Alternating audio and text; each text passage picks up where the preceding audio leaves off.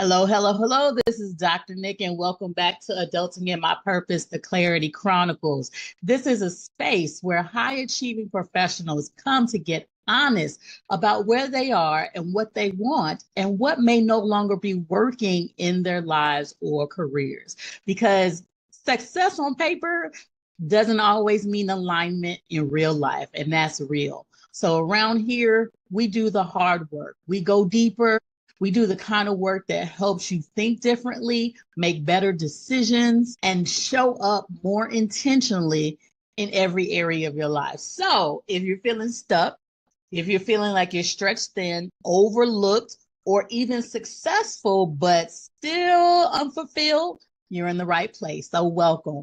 Let's start today's conversation. This is going to be a good one, guys. I'll say this to start off, and then we'll pick it apart. Someone is getting paid to do what you do for free. I'm going to say that again for the people in the back. Someone is getting paid to do what you do for free. Maybe it is strategy you bring to every meeting. Nobody really asked you to do it, but you do it anyway, and somehow you end up being that go-to person and everybody's using your thinking, want to pick your brain.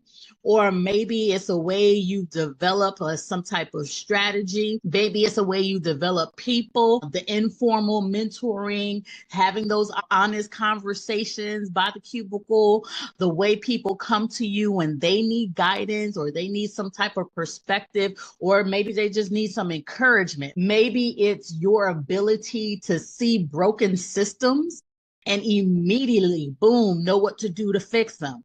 Maybe it's your vision, your emotional intelligence, your ability to walk into confusion and chaos and somehow create order. And here is the part I really want you to hear. You have probably been doing this for years, consistently and at a high level, and often without a title, definitely without the compensation, and without anyone formally acknowledging what you are doing is someone else's entire job description somewhere else. So I'm Dr. Nick, for those that don't know. And today, we're naming something that many high achievers have been experiencing, but have not had the language for. Your strengths are someone else's job description. And today, we're going to talk about it. We're going to talk about what it means, why it matters, and what you need to do to see it. This is Adulting in My Purpose, the Clarity Chronicles. All right, so let's go. All right, so over the last few weeks, we've been diving deep, talking about building an important conversation about your resume and how it may look impressive, but it doesn't always get you where you need to go, and it doesn't always tell you whether you're in the right room. We just discussed the loyalty tax. So if you haven't seen those episodes, go back. Listen to those. We talked about the loyalty tax, which is what it costs when you keep giving your best to an environment that may have already decided how far it's willing to go with you. And then the last time we talked about what it feels to be qualified, but still overlooked. So today we're going to dig a little deeper, right? Because underneath all of those experiences that we talked about is a truth many high achievers miss. The most valuable thing you bring to your work may not even be listed in your job description. High achievers rarely do only one job, the job that they were hired to do. They rarely do that. It's usually the last part, all other duties assigned, right? They solve problems, they train people, they mentor quietly, they fix broken processes, they calm the room, they translate complexity, they help other people succeed, they make work better, even when nobody formally asked them to. And that sounds all well and good, right? It sounds hopeful, it sounds like you're being a team player, but here is where the problem lies. A lot of that work that you're doing, but not formally valued, right? People benefit from it. Teams depend on it. They come to depend on it. Leaders notice the results. But when it's time to talk about your title, talk about the money, or promotion or any type of advancement, suddenly that work becomes hard to see. And that's what I'm calling the strengths tax. And the strengths tax happens when your best skills, your strongest thinking, your natural ability to lead, your expertise, all are being used by an organization without properly being named, credited, or compensated. So let's make it plain. It looks like being the person everyone brings the hard problems to, even though solving those problems is not technically your job. It looks like mentoring and coaching and training people all around you while someone else has the formal leadership development title. It looks like being the person who helps hold the team together emotionally, keeps the morale steady, helps people navigate conflict, but none of that is showing up meaningfully in your performance review. It also looks like creating templates and building processes and systems and organizing chaos and then watching the organization benefit from something you built without your contribution being clearly acknowledged. That is what I mean when I say your strengths may be someone else's job description. And I want to be clear. Let me be clear. It's not about being bitter. It's not about refusing to help people. That's not what I'm talking about. It's not about walking into work tomorrow with an attitude. Please don't do that. But it's truly about awareness, because when you can name the value you bring, you can make more informed decisions about how you use it. And that's where clarity begins. Now, remember, I share a story often, and I remember when I started seeing this clarity in my own career. Like, I've served as a research scientist and quality manager. On paper, those were my roles. That was the official language. But when I look back, I can see that I was doing way much more than those titles have captured. I was not just managing quality systems. I was helping shape how people thought about the work that they were doing. I was creating structure where there was a little confusion. I was developing processes, training people, solving reoccurring problems, and helping the organization operate better. At the time, I did not always think of it as anything special, because it was just what I did and what I do. And that's what I knew to do. And that is something high achievers have to be careful about. When something comes naturally to you, you can mistake it for something that has no real value. But later I began to understand that what I was doing was organizational development. It was system strategy. It was change management. It was leadership development. It was consulting level work. And people pay serious money for that kind of work. I was doing it as a part of my everyday contribution without always having the title, the position, or the compensation that matched that level of value I was bringing. And the moment that shifts something in me, it was not dramatic, it was conversational. I had to have a conversation. Someone outside my organization described what I did in language that had not been used before for myself. They named it differently. They valued it differently. They helped me see what felt normal to me was actually a strength that was really marketable. And I remember thinking, wait a minute, I have been giving these things away, not because I didn't value myself, but because I had not understood or have yet learned how to name what I did in a way that matches the value that it represented. And that's why the L in clarity framework matters so much. It's called leverage your strengths. And leverage your strengths is not about knowing what you're good at.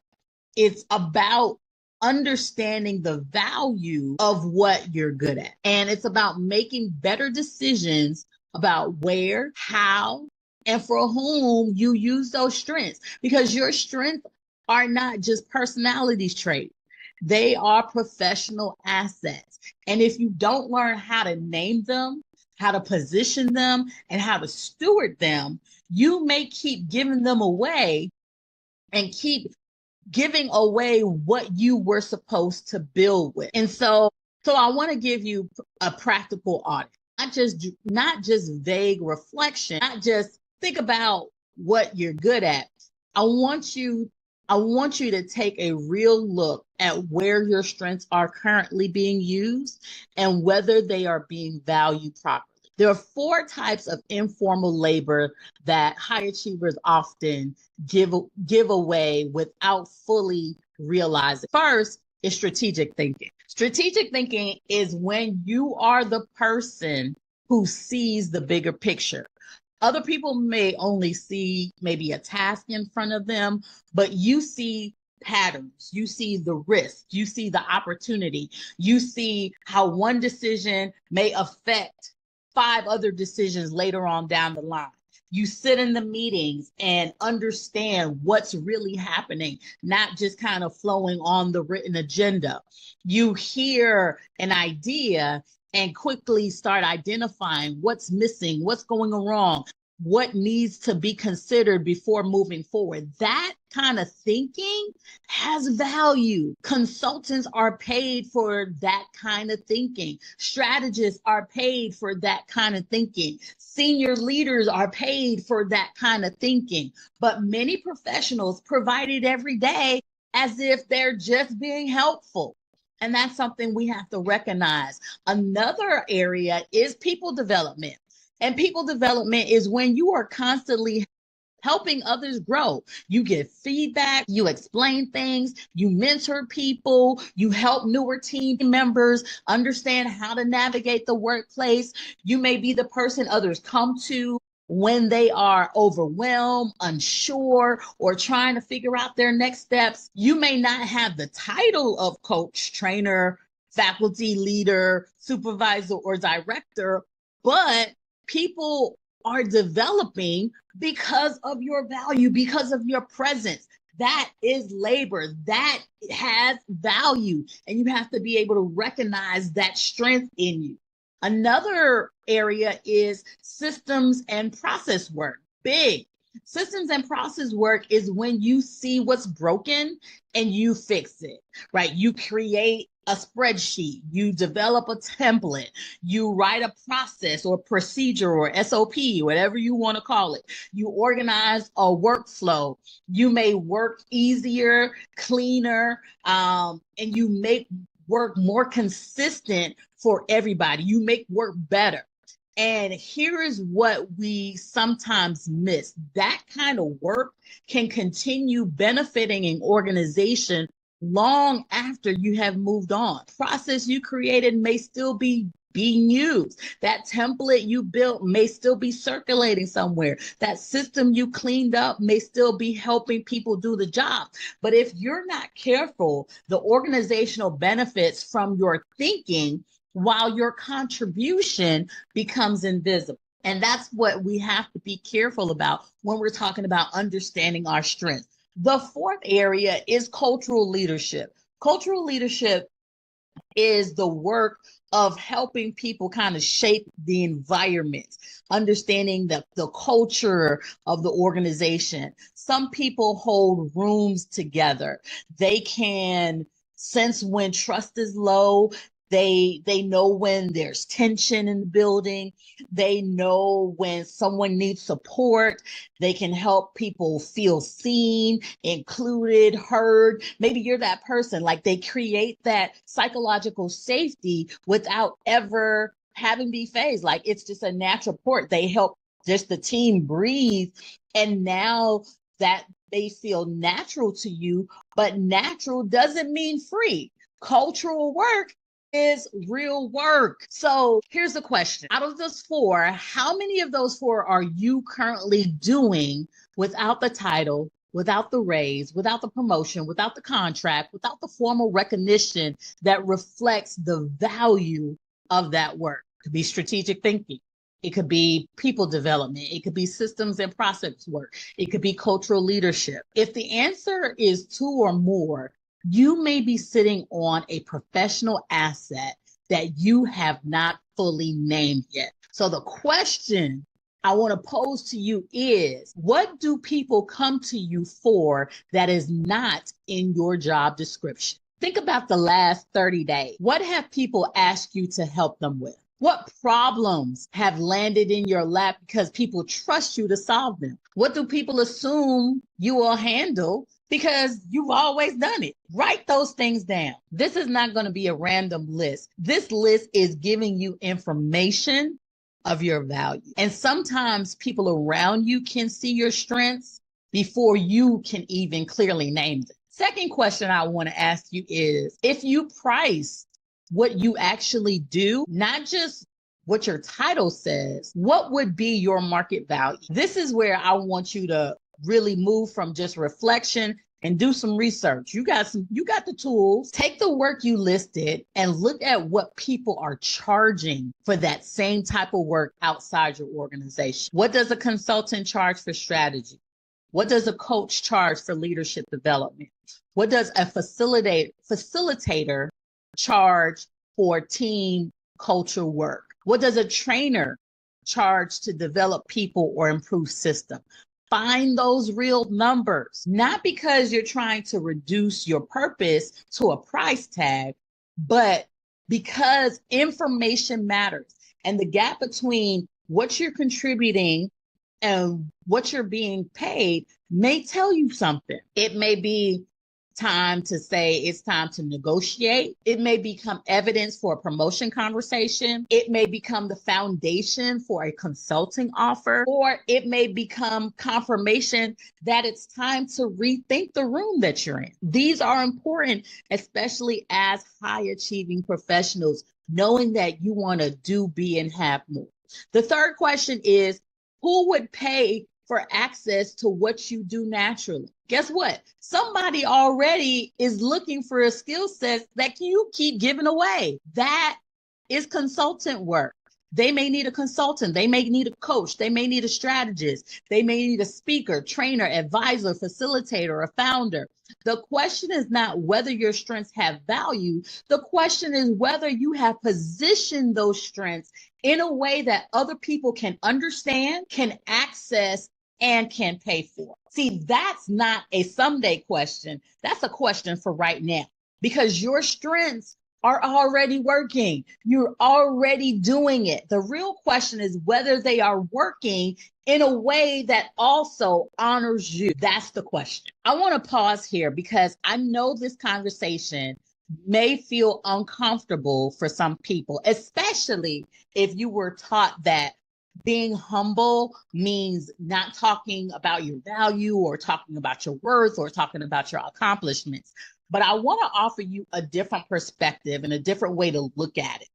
Matthew 25:23, when the word talks about the parable of the talents. Remember, it says the master replied, "Well done, good and faithful servant. You have been faithful with few things, and I want to put you over many things." The point is that not that money is the main goal. It's about stewardship. And stewardship is, what are you doing with what you have been given? And the goal is that you want to be doing things well and using your gifts well, your strengths, your wisdom, your leadership, your ability. You got to see, right? These things are not meant to be buried. Your gifts, their talent, strengths, all of that God has given you before you were in your mother's womb, they were meant to be developed and multiplied and placed in good ground where they will produce fruit.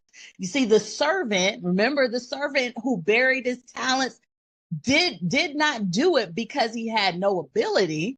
He did it out of fear. And sometimes we do the same thing. We bury our strengths under overwork. We bury our strengths under loyalty. We bury our strengths under, I don't want to seem arrogant, right? We bury them under the belief that if we just keep doing good work, Eventually, someone will notice and reward it properly. But your strengths were not given to you so you could quietly sustain somebody else's vision while your own purpose that God has given you remains undeveloped. You are called to be a steward of what God has given you. And your stewardship requires wisdom, courage, and intentional decisions about where your strengths are planted. And here is what changes when you stop giving your strengths away without intention. First, your relationship with your work changes. When you can clearly name what you're bringing to the table, you stop minimizing it. You stop saying, I was just helping, or that's just how I am. You stop assuming that because something comes easy to you, that you must avail it and you must not value it, you must give it away. Sometimes the thing that feels easy to you is exactly the thing someone else is struggling to figure out. Another thing to think about is the opportunities around you begin to change when you have that type of clarity. When you start using clearer language for what you actually do, people start understanding your value differently. You stop only attracting opportunities connected to your job title. You start attracting opportunities connected to your real capacity. And let me tell you this clearly. Some of you have not been underqualified. You just have been underpositioned. You have the ability, you have the insight, you have the leadership capacity, but you have not always had the language or the strategy or positioning to help others see the full magnitude of what you bring to the table. So another thing, what happened is when you get this type of clarity and get this type of understanding, your confidence begins to shift. Not because someone gave you a motivational speech or pat you on the back. Your confidence shifts because now you have evidence of your worth. When you see what your informal label is worth, something in you starts to settle. You begin to realize, I'm not asking for too much. I may have been accepting too little. And once you see that clearly, it becomes much harder to keep operating the same way. Like you are giving your strengths away and your value away. There has to be a shift in you. So the shift happens and you stop building your career only around what someone is willing to pay you and start building it around the actual value that you're bringing to the table. That does not mean you make reckless decisions, does not mean you just up and quit your job tomorrow. No, I'm not saying that. That means you start telling the truth about your contribution. You start gathering evidence. You start naming your strengths clearly. You start making decisions from clarity instead of frustration, because clarity does not just help you feel better. Clarity helps you move better. So your action step this week, I'm giving you homework. I'm a professor. I got to give you homework.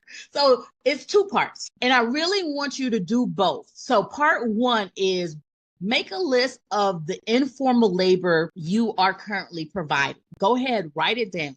Write down the strategic thinking, the people development, the systems work, the emotional labor, the cultural leadership, the problem solving, the mentoring, all of the things, the organizing, the development, the decision support, right? All of the things that people rely on you for. Just write it down, kind of do a brain dump, right? Do not edit the list to sound modest. Just truly be honest with yourself. This is the time where you can boast. You can pat yourself on the back. This is not the time to shrink your contribution. Just really just have a brain dump. And the second part, then I want you to research what that work is worth.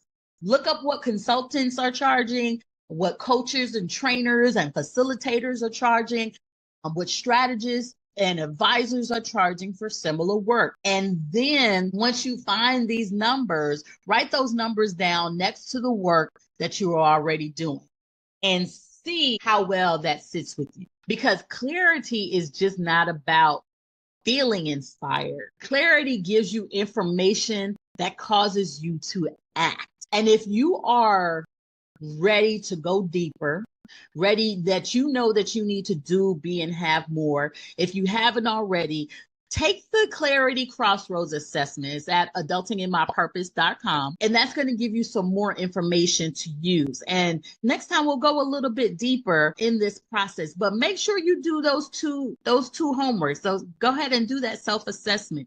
You all know I'm big on self-awareness and I'm big on introspection. So in order to do that, you have to give yourself time to pause and reflect in order to develop and understand that self-awareness that you need. So next time we're going to go into the A part of the clarity framework and discussing assessing your options. Because once you know what you're worth and what you have been given, the next question becomes, what am I going to do about it? What am I going to do about it? And so you have to assess and understand the options that you have. You have enough for this week. So until we come back next week, you have enough work. So just don't be listening. Do the work. Do the work. That's where growth happens. I'm Dr. Nick. So stop giving away what you have been called to build with. Okay, stop it. Stop it. All right, so that's it for today's episode. If something in this conversation challenged you, affirmed you, gave you language to something you have been carrying silently, don't ignore it. Lean into it. Pay attention to it. That is your clarity speaking, and clarity always requires a response. Remember this. You were not created just to survive environments that diminish you. You were created to live aligned, live intentionally, and to walk fully in the purpose God has created for you for your life. So do not just keep moving. Let's move in the right direction and take aligned action. I'm Dr. Nick, and I'll see you next time. Until then, you know what to do. You stay safe and you be blessed.